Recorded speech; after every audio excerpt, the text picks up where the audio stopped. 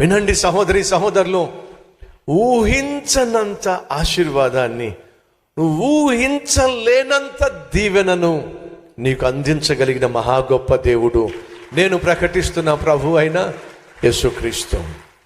నీ పట్ల నీకున్న తలంపుల కంటే, నీ పట్ల నీకున్న ఆలోచనల కంటే నా దేవునికి శ్రేష్టమైన ఆలోచనలు, ప్రణాళికలు ఉన్నాయి.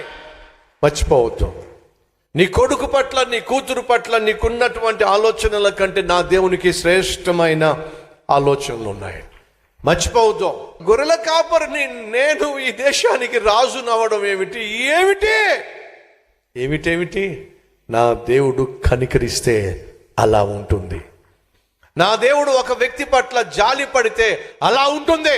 నా దేవుడు ఒక వ్యక్తి పట్ల తన ప్రేమను చూపిస్తే గొర్రెల కాపరిని గొప్ప రాజుని చేస్తాడు. ఏ దేవుడైతే గొర్రెల కాపరైన దావీదును రాజుగా చేశాడో అదే దేవుడు ఈరోజు నీకు కూడా దేవుడు అని మర్చిపోవద్దు.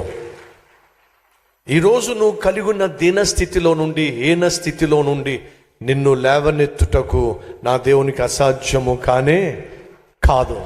నీకున్న సమస్యను పరిష్కరించటం నా దేవునికి అసాధ్యం కాదు. నీకున్న కష్టాన్ని తీర్చటం నా దేవునికి అసాధ్యం కాదు.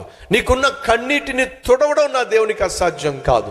నీకున్న కుటుంబాన్ని కట్టడం నా దేవునికి అసాధ్యం కాదు.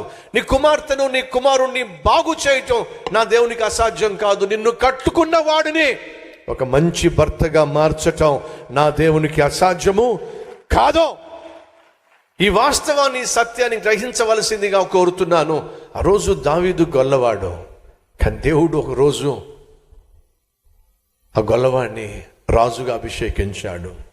దావీదు ఆనందానికి అవధులు లేవండి. ఏంటి ప్రభువా ఇది? గొల్లవాడిని, గొర్రెలు కాచుకునేవాడిని నన్ను నువ్వు రాజుగా అభిషేకించడం ఏంటి ప్రభువా? అర్థం కాలేదండి. ఆశ్చర్యపోయాడండి, అబ్బురపడిపోయాడండి.